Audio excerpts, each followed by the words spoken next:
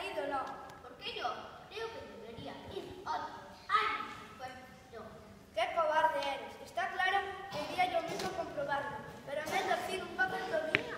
Así que vas tú o ya no serás miembro de esta banda nunca más. Vale, iré yo a comprobarlo. El ladrón titubeante caminó hacia la cabaña. En cuanto entró, vio a ver.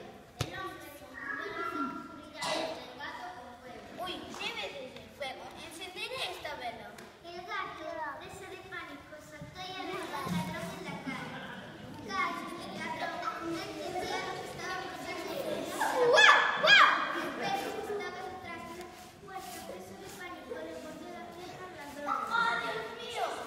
¡El fantasma aún sigue aquí! En un segundo, mientras corría hacia su mano, se llevó una buena cruz de luz que le confirmó a Caín que el fantasma seguía su lugar. El gato sonrió la cara.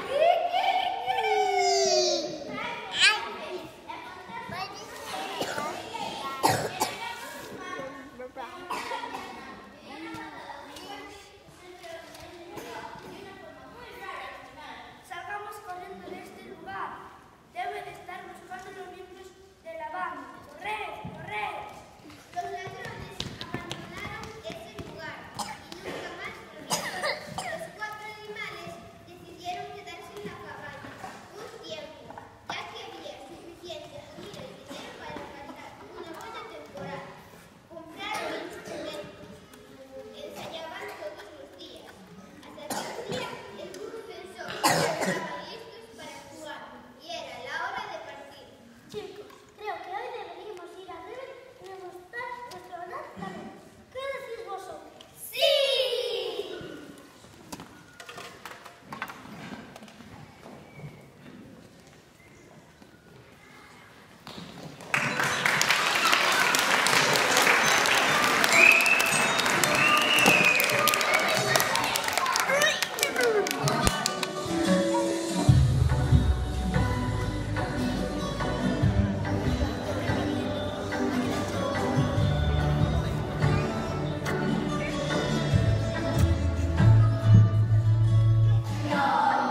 Estamos bellos de todos nos tratan mal.